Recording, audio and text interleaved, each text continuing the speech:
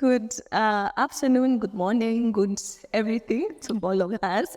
I'm excited to be here on our fourth Faith, Freedom and Feminism podcast recording. I am honored to be here with a new friend that I have met. She will introduce herself on our fourth episode of Faith and Feminism and Freedom. Karibu sana. Asante sana. It is such an honor to meet you. Yes. So we met and I just knew we had to have this conversation because your journey to leadership into within the church space has been very inspiring. Please introduce yourself. Thank you so much. I think I'm also honored to be here and excited. My name is Archbishop Betty Onyango. Betty Onyango Fellowships in Africa and Israel in every church, which is under some ecumenical organization, famous NCCK, and OIC, that is Organization of Africa Instituted Churches. All right. Yes. So thank you for that. Would you maybe give a brief history to how your journey to leadership has been? When did you know that you could be a leader? Wow. Thank you so much. Maybe a brief history. And I think my potential of leadership was started long way before in primary school. So in primary school, I was a class prefect all through. Then in class 8, I'm a first 844 person. So in class 8, I became the head girl. Then I went to secondary school.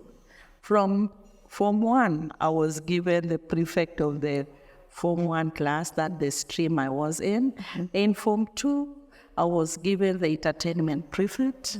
Then in Form 3, I became the dorm prefect. In Form 4, I became the school head girl. Yes, so after that, I went to college. I did nursing. I'm a nurse by profession. So in nursing, I also saw some leadership.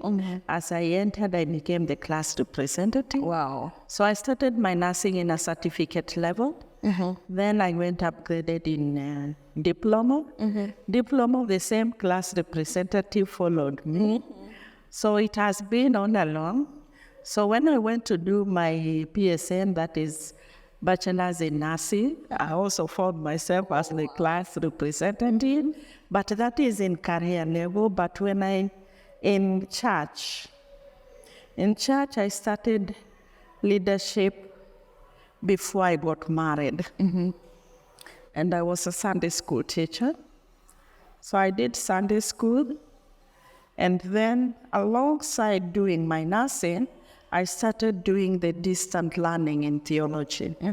So in OIC, they offered theology by extension. Yes. So I did theology by extension. When I graduated, I was actually put in my church, appointed as and ordained as a young pastor. And I was the first female to be nominated as the young pastor because of the theological training that I had. I was so naive, and at that time there were so many challenges. One, even the other women leaders who are now mature in age, the older women, could not recognize my leadership as pastor. And we had this leader, a woman leader from my local area. When I came, whenever he could see me in any congregation meeting, could chase me and tell me, you see Tuko. Even you, now you think you are a pastor. Wow. So it was actually a bullying time until I went to my bishop.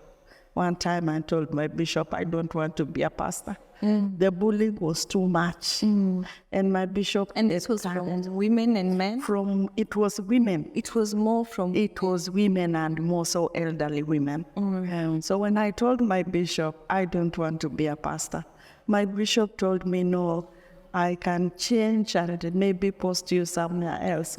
And I still said no. And in the next announcement, when there were transfers of leaders, I was actually transferred from where I was to another station. And then I ran away from church. Oh. Yeah, the day I was to report, I didn't report. and I just left. And until 2 months later, I just saw Bishop's car next to my house, and it was like, wow. And so I was afraid, and I took the back door and ran away. Yeah, thank God my husband was in the house. So the husband is the one who met the bishop. And I told my husband, I want to see your wife.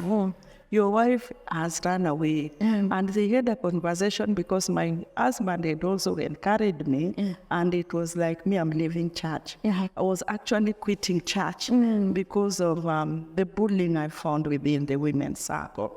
But then the two men, that is now my Archbishop and my husband, did a lot of pastoring. And until now, my husband requested the bishop actually to remove me from being a pastor. And I was removed. Then I continued with church. So as I continued with church, I could just find myself leading women. When things are not going right, I just find myself leading and telling them the direction, leading and telling them the direction. From there, then the women told me, we are not going to frustrate you. Can you just take the leadership? Now it was the women going to the bishop to ask them that I take the leadership. But I was hesitant, and the bishop was also hesitant. So the first leadership that bishop now gave me from there was actually in the women desk. And that was at the national level. So I led together with the women leader. I was now her secretary. And the work went on well. Now I started being promoted from there. Then I was ordained as a reverend. And I served for long as a reverend. As you're telling the story, in your congregation, in your denomination, how easy is it for women to be ordained? It's not very easy for a woman to be ordained. But nowadays, when I started leadership, actually I was alone. Were you the first one to? I was the first one. Within your whole Within the whole denomination. Country. Yes, but as we pulled in other women to go to theological school, at least when they were coming out, my bishop impressed the ordination of women. And from the council now, it was given a number not to ordain so many women. Now, that was in the year 2009. That is the year 9 women were ordained. 2009? Yes. Okay. And that was a big number, and women started understanding women in leadership. But I had to do a lot of work because the questions among even the congregants and even other church leaders, the church and even the Bible is patriarchy in nature. Yes. And now they were asking us questions. Can a woman go to the pulpit? And it forced me to read the Bible deeper and deeper. And I came up with these passions and told them, yes, a woman can go in the pulpit. And they wanted me to convince them more. How can a woman take a leadership in a church space? And I told them, one, the space and the leadership in church for women and in church actually is for women. Mary just came in and people are like, how? And I tell them, let us walk the journey. The angel, when we are talking about redemption, when God wanted to redeem the world, the first person God to speak with was a woman, and that is Mary. Go through, even in the death of Christ, the first evangelists are actually women who went to the tomb and found the empty tomb and went and spread the reason that the Lord has risen. So the first person to pronounce and even to proclaim the resurrection of our Lord Jesus Christ is a woman. Then from that perspective, how can somebody come and say that women don't have a space? While they're the first announcers, the first evangelists in the Bible.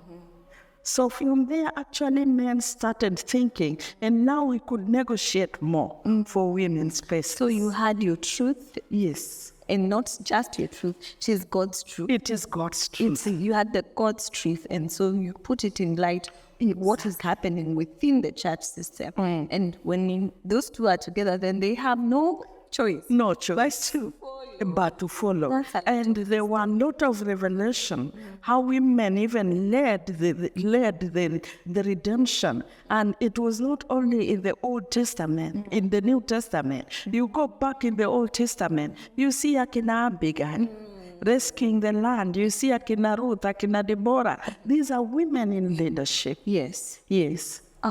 So how did you then, because not many people, even men, not many men are archbishops. Yes, not many men are How archbishops. do we get to that? It is actually, I was, after being ordained as a reverend, I served. And this comes out, with women, when you are being now appointed, they look at your track record. And they look at some of the virtues of which you embrace. Yeah. And one key, you need to uphold integrity. Yes. Integrity speaks for you, whether somebody is seeing you or is not seeing you. Yeah. How do you handle financial issues? It comes on board, and that gives you an edge and a platform together with your academic qualification. Then when you are nominated, it is like, when I was nominated, first I was nominated to lead the church in Tanzania. Our Archbishop for Tanzania had just passed on to the glory. Then there was nobody. Then people, they sat, the committee, the council of elders, and they said, can we have Mama Betty lead the church in Tanzania? And when they appointed me, there was no any other person. I didn't have a competitor. So I just went in, and my husband was really supporting, and he encouraged me. And when I went to Tanzania Church really impressed me, and it gave me the courage to keep on. The way I was received day one at the border, it even shocked me. The whole church had come to the border until at the migration, people were asking, who are you receiving? We are receiving our Archbishop. So even the people who are working at the migration knew me. Even when I come with my passport for stamping, they were like, Bishop, and they could give me a space. And naturally, I got a VIP. So every time I could go through the VIP at the border. So it gave me an encouragement to move on. Yeah. Yes. So from Tanzania, and then From Tanzania, I was then changed to come and lead the church. The church had grown so big, so Archbishop wanted my overall leader. Now wanted somebody to lead Kenya, as he stands now to be the overall leader of the church, because we have another Archbishop in Tanzania and another one in Kenya. So the person in Kenya was actually the topmost leader, but now he wanted somebody to lead. So I was again moved from Tanzania to Kenya. Okay. And that's how I came to Kenya. all right. And then so then you led Kenya as a bishop or As an archbishop. all right. So we have an archbishop in Tanzania, we have an archbishop in Uganda, we have an archbishop in Rwanda, and we have an archbishop here now in Kenya. And then we have our overall archbishop whom we report to. Yeah. Thanks. So what the conversation we are having here is the importance of women voices and women's power in churches. What would you say is the importance of women's voices in church leadership? And how have you found your voice within your church space? The voice of women is so unique, and it is important in any organization. And therefore the church space cannot miss the voice of a woman. Yeah. Why? You look at it even in the space in the Bible. I borrow heavily from the Bible. You look at it even in the space in the Bible. You will find women playing critical role in the ministry of our Lord Jesus Christ. The Akina Mary who are following Jesus up to his death. And then you ask, what was their role? When everyone else had disappeared, it was only women who remained. Yeah. Even when Petro was denying Jesus, it is only women who followed and who saw everything. Yeah. So even here, we need men. And we have seen, even where there are angles, men are fighting over leadership. Usually in our churches, you look at the church space, the voice of women brings sanity. And women, when they say, you people are fighting as we are going, men start reasoning. So even in wrangles in church, we need women. And voices of women have played a critical role in bringing women together, in bringing the church together. At the same time, they have been used. The men know their power. When they want actually to separate, when there is rebellion, they use women, because women, when they say they are moving, they are moving. So it is a very critical voice that cannot be missed. Yeah. And I have found it even within me. There was a time our church was going through a very terrible rebellion. The only voice that could be heard, even in government offices, was my voice. I could go up to the Registrar Society, and the registrar would say, "Jini wanaume kaeni kando, wacha huyu mama aongee." And what I would say would be considered the whole truth. So it is an important. This is an important voice. You, in the beginning, you said about the voices of women who bullied you out of church. Yes. Would you speak to those voices and what it means also for women's voices to other upcoming leaders? It is true. And if you look at it from a historical point of view, this was actually out of ignorance. And why do I say ignorance? You see, culture, we are born in a culture, and culture actually took a center stage. And I believe, an intrapersonal belief inside women that space is for men.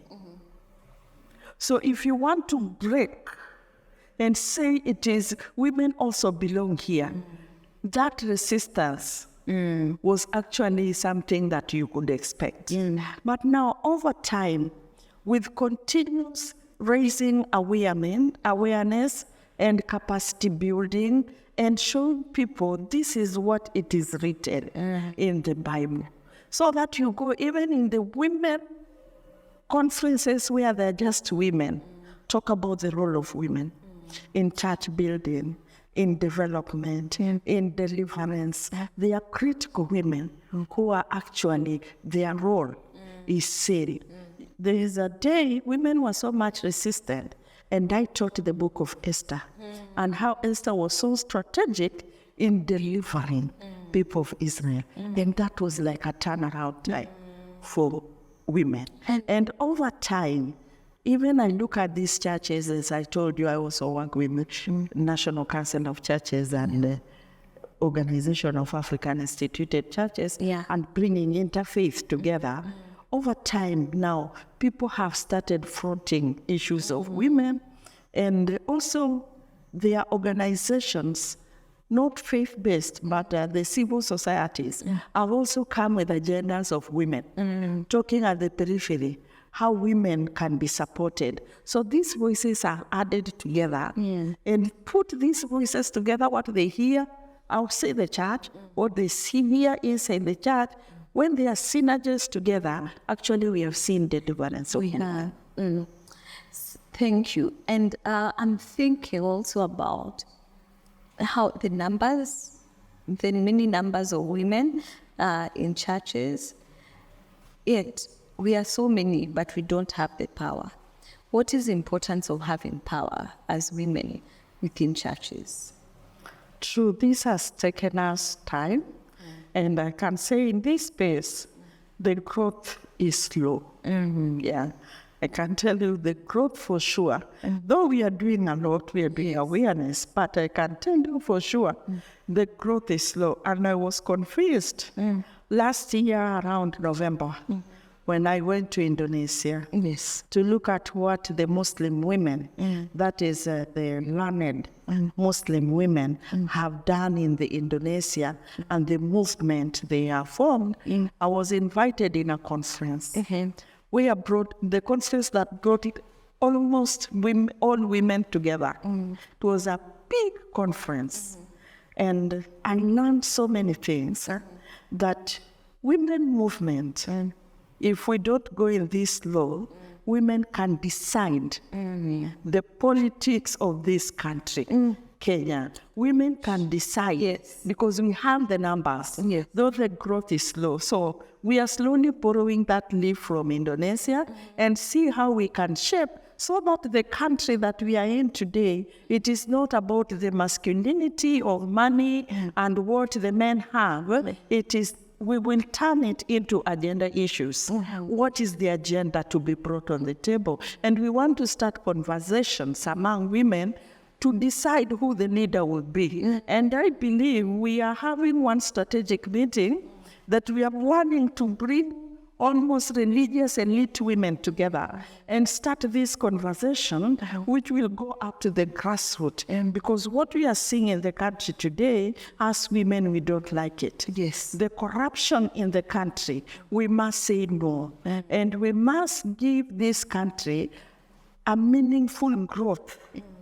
In terms of employment, you cannot stand and say to so many graduates who are graduating and tell them there is no employment. Or I will look for a job for you in Japan. Exactly, no. It must be in this country. And the people to change that notion is the women. And that is the agenda we are moving. Oh, that's a powerful agenda. Yes. And maybe to also bring it within the faith system. Why is it, and even in the country, why do you think we are half of this country, yet our leadership is 80-90% male? What would you say is the attribution to that? You see, I was looking at somebody was doing some presentation or some research, and most popular organization that people still have faith in is the religious setting, that people still have faith in. So if you borrow a little bit in that, we can still change the narrative. And changing the narrative actually is the movement, I'm telling you. Well, once we decide that movement, we look at the cultural issues that are still pulling us back, that are still pulling women back, that women still need, that they can be led, and turn this around, not with a negative perspective to bring the men count up and down, but how do we lead concurrently and lead implementing and complementing one another so that we move as a force, but not one gender being left behind. Yeah. Wisdom is flowing. Yes. Wisdom is flowing. I would love to hear from you about what you would say the church loses or any institution loses when women are not in power. Rather things that we lose when we don't have voices of women in places of influence. One, what I would say, the corruption goes up. Women have a sense of saying, no, let us preserve this. But you have a place where it's just men. Be sure corruption will go. Yes. If you have women, if you look at the corruption institutions that we have even in this country, institutions that are women-led and men-led, then bring the corruption element, you will see that corruption in women has a lower percentage as compared to the corruption in men. Okay. Yes, and you look at it, sometimes women fear. So if you bring women, at least we will curb what is called corruption. Then number two, we will actually reduce conflict. Women, the way they were, men, the way they were socially constructed, they were constructed in a way that you cannot retreat. If you retreat, there is like You're not man. you are not man enough. So they were constructed in a way of going. And we are seeing even some voices are coming out. Now, Raila should calm down. Raila should actually awache. Miaka imeenda. But the man in him and in the men around him, and it's like, you continue going. Even you see in the sitting president, the man in him, even if you point out this housing bill, in the 3% we cannot afford, the man in him, ingawaje he sees the sense, but the man in him is saying, no, just put it 1.5, but it can't be a no. So you see that man, the ego in men is so strong that you need to complement it and bring the women face so that they can all reason together and moderate one another. That is number one. I've talked about conflict, retreating, and then reducing corruption. Correct. Yes, that is a disease that is eating us. Yes. So in the past 10 years, I think you said you got ordained in 2009. Yes. Right? The past 10, 12, 14 years, how many more women have come behind you, and what have you seen as the impact of your ordination as the very first one? What has changed in your congregations, in your denomination? I thank God for that. Yes, so many things have happened that where I sit, I am very happy and a proud woman. Yes. I used to go to national meetings. Believe me, if it was a meeting for bishops, I would sit alone. I used to be like only one person among, even if it is 30 leaders. I would be number one against 29, one among 29. At some point, it intimidates you. You even don't have people to check. But over years, not only in my church, but I've seen so many other churches now ordaining women, bringing women on board. And when the first bishop for Anglican was ordained, I was invited like, you must come. It was an achievement for women, and we were celebrating that. And I was saying, my sister, you've come on board. Thank you so much. And now we go to other meetings. Now there are women priests we sit with. And like now in my church, now for women bishops in my church, I think right now we are around 9. Oh, wow. Yes. That's very good. It's very good. That's very good. Know what I have realized, or we did a baseline survey and found out that the number of women in the African instituted churches versus the very modern churches, the African instituted churches have more women leaders than these very quote-unquote progressive ones. Because I was the first to build it. And I was coming from an African instituted churches perspective. And sometimes you go like in NCCK, this is National Council of Churches. Major composition are mainline churches. So if you introduce yourself, I'm Bishop Betty, they look at you. And they would come and ask me, do your church ordain bishop? Yes. And people would want to actually sit with you, look at your perspective, where are you coming from? And because I went deeper in the Bible, I could challenge them with biblical, and they started thinking. And that conversation has even made them ordain some women and come on the table. So you when you opened the door, the door remained open. The door remained open. I'm so happy about that. The door remained open. Yes. So thank you for opening the doors for many of us and for the ones who are coming behind you. I'm sure it's not easy. It's not easy. When a woman ascends in power, and this would be my message cutting across, your power and your position is not there to write a statement and demean men. No. If we go with that attitude, we will fall. We are supposed to raise equally. And even you as a woman in your position, help to bring men on board so that we don't have what we are seeing in the country where a girl child was actually left behind, and whoever came with a notion pushed the girl child so much until now we are realizing we left the boy child. And now people are going back. So even in leadership, as women have opened the door and they are going, it is not a matter of fighting and taking spaces for men. It is a matter of complementing one another and growing one another for the glory of the kingdom of God. And the spaces are created. And so The spaces are created. as many as So they are not limited. they are not limited. Yeah. Thank you for that. So what would you, there's the mainline, I would say, non-faith feminists and feminists of faith, and people who we are, sometimes I find that maybe we might be fighting the same battle, but because of maybe beliefs and all of that, we are fighting from very far ends. What would you say we have to learn from each other? Or what areas of collaboration do you see? As long as it is touching on a human being, we need to check and say, what is your agenda?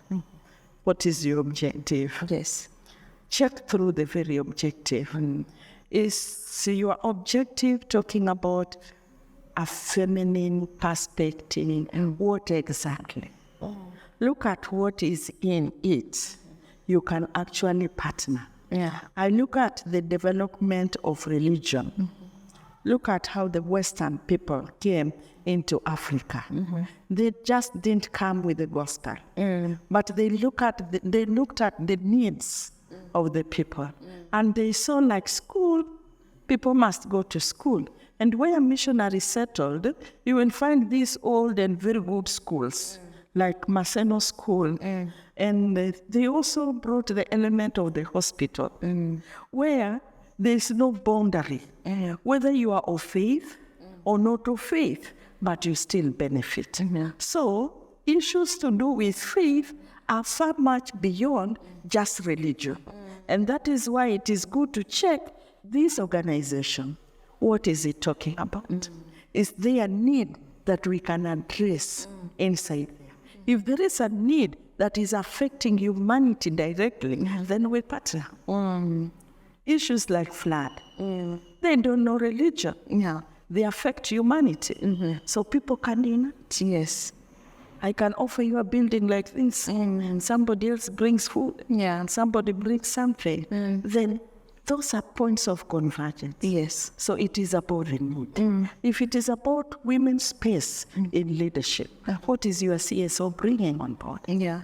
How do we bring now the religious lens on it? And then we grow together. Next. Oh, so much to learn from. And collaboration is, I think, for me, the way we learn with each other. It's how we move ahead, then we collaborate and find places of convergence, as opposed to finding, because if we are looking for things that divide us, we will find them.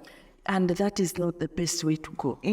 I'm giving you like an interreligious forum. Our slogan is coming together for a common purpose. Coming together for a common purpose. And I think that slogan can go a long way, even to other people. So if we are coming together, there is famine. You know, the famine cannot come for Christianity and leave other people. When famine hits Kisumu, it is all of us in Kisumu. Then the needs will converge us together more than dividing us. So what are the needs? What is the agenda? Well, there's a lot to ruminate on. What would you say have been your joys as a leader so far? As an ordained leader, what joys have you experienced as an archbishop within your congregation? What I enjoy most is this aspect of mediation. Yeah. mediation, and especially when the women are in forefront, it becomes so real. So real, because sometimes I get to interact with even the elite women in terms of mediation. And sometimes it comes so real until they forget their classroom work and talk about the real situation. We don't need conflict. Like what I saw in this region. People came out and mediation was like, this was after the announcement of the election. Ruto has won. The region was so bitter. But the message was, it's like we have lost it. Do we do double losing? So don't mark the roots. So the mediation brought it out that people could find a way of managing their loss other than just going on the street and burning the road. And that was the beauty of religion. And you walk around and people are saying around Kondele, Bishop Simama. And you could only tell a word, we have lost, but let us not lose more. Don't burn. Nobody will come to repair our roads. Bishop to Msingi. That was moving. Yeah. So mediation maybe is one of your joys. Yes. In this journey. Yes. And what is your sorrow as a leader? The fights. And growing into top leadership. And I can tell you there are times men fight you. Men fight you until you feel like you have been fought. And men have propagandas more than women. Yeah. That is my revelation. That's your revelation. Yes. Good up there. They fight you, they make stories. But I want to thank God because when you lead to God, somehow God gives you a way. And God gives you some wisdom to conquer whatever they have put in front of you. Until they confess, they come and say, "Ay, hii leo tulipanga lakini umehepa." Oh, wow. Now, when you defeat them, that is one thing I found with men. Men will tell you, women will hide. But for men, if you defeat them, they'll tell you right away on your face. This was our plan. This was our plan. That's real. Yeah. So as we're winding up, what would your parting shot be for the church on giving power to women? And then for the young girls who are coming behind you, what would your encouragement be for them? For me, I would not say women are given power. I didn't go that direction. But I will tell women to take up the space. Women must go to school, number one. Women should not just sit there that because somebody has opened up the door, now women must be given leadership. No, women should not be given leadership. Women should compete for leadership position with the right skills and with education.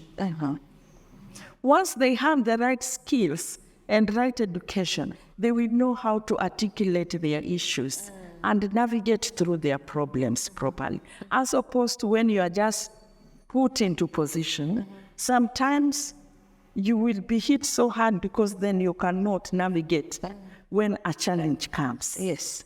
So we need women who can be put on power and still not being removed because they were not able to navigate through their challenges. And the only thing that can help us as women to navigate through our challenges, let us get right education, apply it rightly, and then have right skills. If it is about communication, let us know how to communicate instead of throwing words. Let us know how to communicate. And this would also go to the government. Yeah. Yes. To the government, and I think from the word go, me, I've never agreed for these women, especially the women leaders. What do we call it? Counting women rep. Yes. That post for me, if this constitution can be changed, I will wrap it off so that we prepare women who have the power, the muscle to identify what they want and to go for what they want.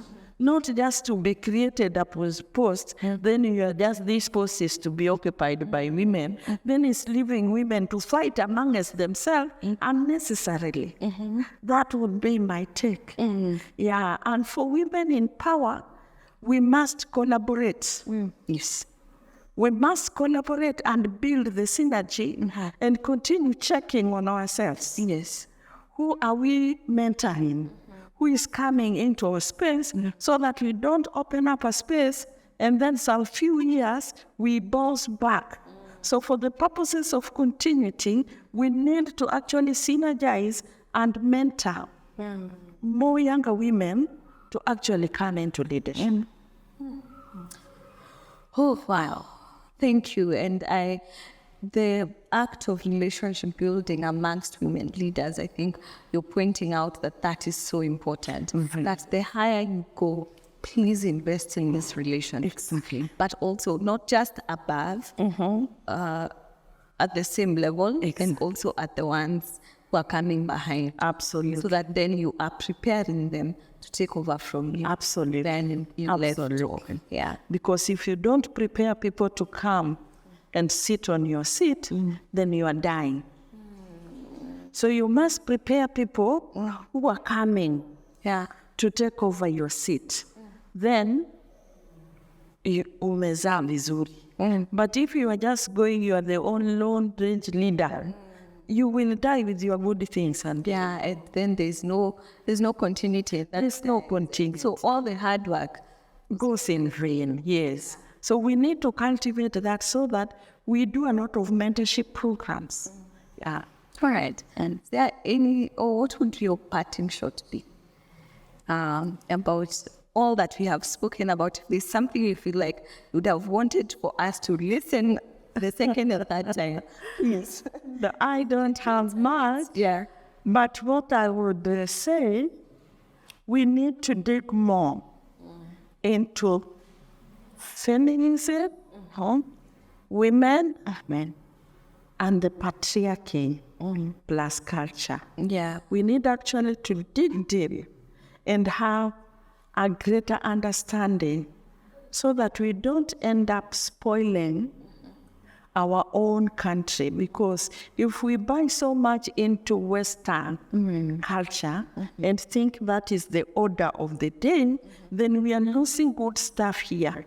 So greater understanding in terms, if we understand our culture, how diverse it is, and understand and bring the good things in it, then if we blend kidogo with the Western, but bringing our culture forth, plus the understanding what is this feminism, what is this patriarchy, what are these muscles we are talking about, so that it is not about conflict, but it is about complementing. Yes. So people need to understand this, because people understand this like women are pushing men or men are pushing women. We don't need that understanding. It is a wrong perspective, but we need to get the right perspective.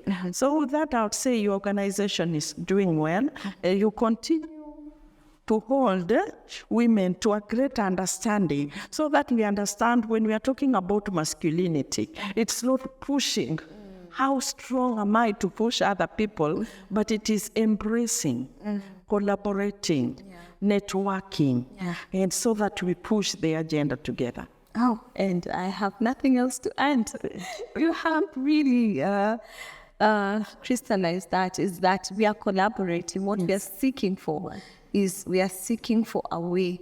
And feminism is about equality of all genders. It's equality for men, for female, for us to work together and to collaborate well. And our faith, and as we were talking before we started recording, is that God created us equal. Yes. Male and female, God created us equal. And so how are we, and we are created in God's image. And so how does that play out in our systems, in our roles, so that then when we silence one voice, what we actually mean is we are silencing God. God, exactly. So when we silence one voice in the church, we are silencing God. Exactly. We don't want to do that. So thank you very much. Thank you for honoring our invitation. Thank you. We are so honored to meet you and to have this conversation. I'm so humbled. All right. Yes. All right. Thank you so very much to all of us for this conversation. Please tune in for our next conversation on this Faith, Freedom and Feminism series. Asante sana. Asante.